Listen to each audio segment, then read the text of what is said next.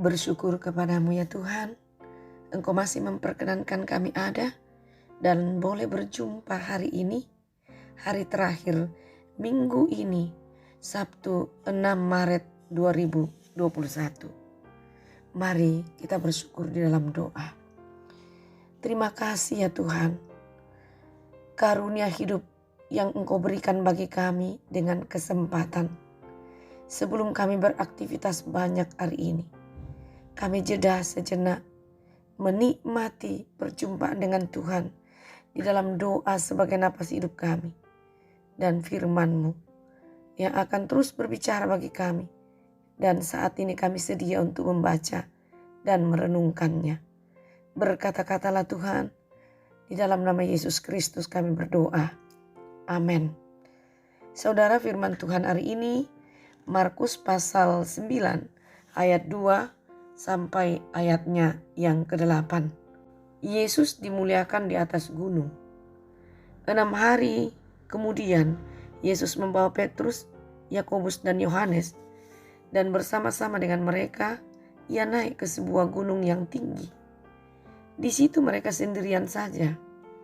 Lalu Yesus berubah rupa di depan mata mereka, dan pakaiannya sangat putih berkilat-kilat. Tidak ada seorang pun di dunia ini yang dapat menggelantang pakaian seperti itu.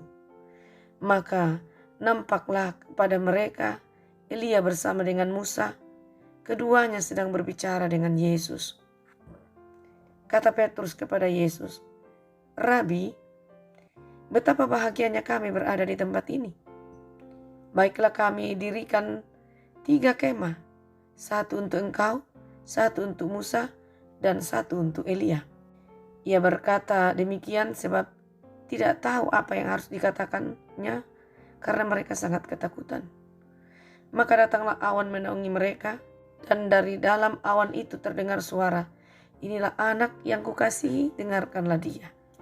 Dan sekonyong-konyong waktu mereka memandang sekeliling mereka, mereka tidak melihat seorang pun lagi bersama mereka kecuali Yesus sendiri. Sedemikian jauh saudara firman Tuhan yang diperkenankan bagi kita membaca untuk kita renungkan hari ini. Saudara, firman Tuhan yang kita mau hayati dan pegang berkata kepada kita, saya dan Anda berharga di mata Allah. Kita berharga di mata Tuhan. Firman Tuhan saudara mengangkat tentang perubahan wajah dari Allah yang disaksikan 3 orang murid-muridnya. Nah, dari kata berubah wajah dalam kehidupan kita sehari-hari, tentu manusia memiliki kecenderungan untuk berubah. Yang dimaksud berubah adalah berubah menjadi lebih baik dari hari kemarin, hari ini, untuk ke depan. Berubah sesuai dengan kehendak Allah dalam melakonkan kehidupan karunia-Nya yang berkenan kepada Tuhan, yaitu kebenaran. Supaya kehidupan kita yang nyata dalam perubahan yang diperkenankan Allah sungguh punya nilai, dan itu berarti punya harga di mata pemiliknya, yaitu Tuhan. Anda berharga di mata Allah. Prekop kita hari ini mau mengajak kita melihat bahwa Yesus dan 3 murid-muridnya naik ke sebuah gunung, dan di sana Yesus dimuliakan, yakni mengalami transfigurasi, sebuah perubahan penampakan atau muka yang berubah. Yesus tampil sebagai yang mulia dengan cahaya yang selalu menyertai ide tentang kebesaran dan keagungan Allah. Dengan peristiwa ini tergenapilah apa yang disampaikan dalam pasal 9 ayat 1, bahwa ada orang-orang yang akan melihat kerajaan Allah datang dengan kuasa. Mengiringi Yesus tampillah Elia dan Musa. Kedua nabi ini muncul lagi dengan maksud-maksud yang jelas. Musa adalah wakil dari perjanjian yang lama yang akan segera digenapi dengan kematian Kristus.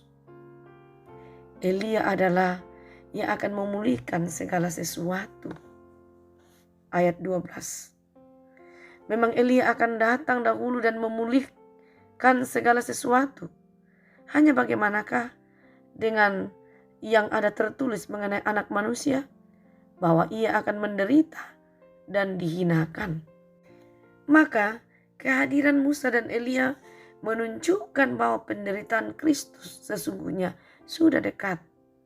Dan perwujudan rencana Allah bagi manusia akan semakin jelas.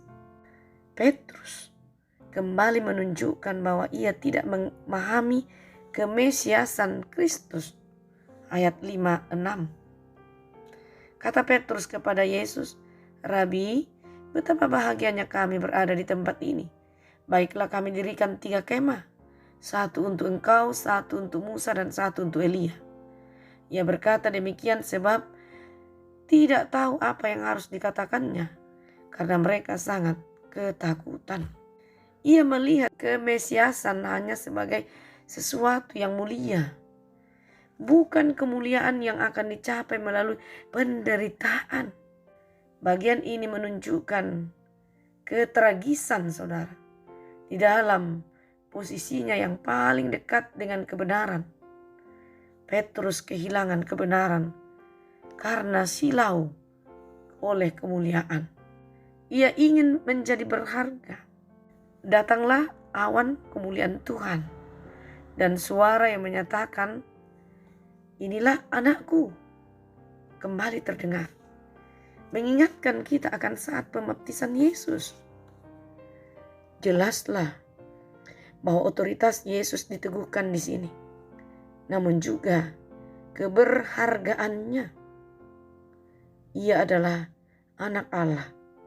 Entah apapun perkataan dan penolakan orang, keanakan ini juga memunculkan tanggung jawab untuk taat mutlak terhadap kehendak Allah. Sebagaimana Yohanes Pembaptis menderita. Ayat 11 dan ayatnya yang ke-13. Lalu mereka bertanya kepadanya, "Mengapa ahli-ahli Taurat berkata bahwa Elia harus datang dahulu?" Jawab Yesus, "Memang Elia akan datang dahulu dan memulihkan segala sesuatu. Hanya bagaimanakah dengan yang ada tertulis mengenai aku manusia, mengenai anak manusia, bahwa ia akan banyak menderita dan akan dihinakan? Tetapi aku berkata kepadamu, memang Elia sudah datang dan orang memperlakukan dia menurut kehendak mereka, sesuai dengan apa yang tertulis tentang dia."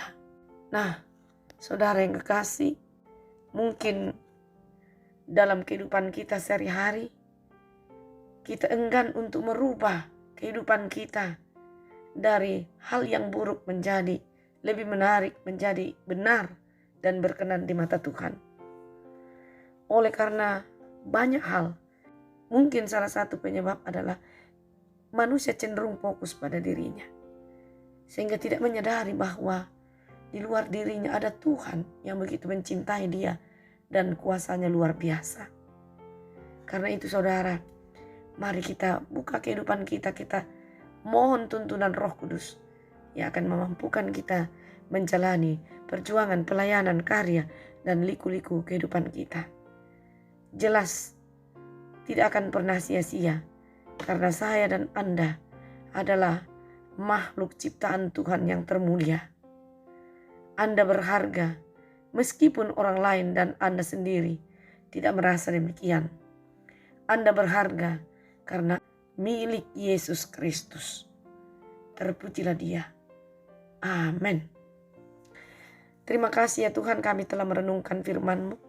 Terima kasih, biarlah firman-Mu tetap hidup dan berbicara bagi kami. Seluruh aktivitas kami hari ini, rencana kami, karya kami, dan usaha kami bawa di dalam pengasihan-Mu. Tuhanlah yang memberkati.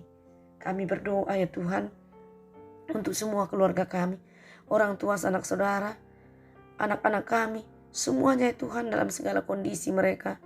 Tuhan selalu bersama dengan mereka, memberkatinya.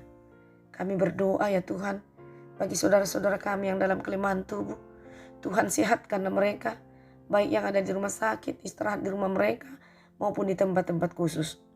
Engkau menjadi dokter untuk menyembuhkan mereka dari segala jenis penyakit, namamu tidak dilupakan. Kami berdoa bagi mereka yang berbeban karena duka cita, hiburkan dan kuatkan Tuhan, topang mereka. Mereka mampu melewati karena Tuhan mengasihinya.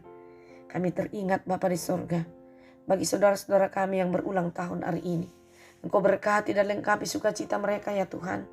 Kiranya mereka tetap bersyukur kepadamu sekalipun mungkin kondisi untuk menikmati secara khusus hal-hal menyangkut pribadi, yaitu hari ulang tahun diri dan pernikahan, tetap di dalam porsi masing-masing bersyukur kepada Tuhan dan menyatakan itu di tengah-tengah persekutuan kami dengan protokol kesehatan yang terus dijunjung tinggi.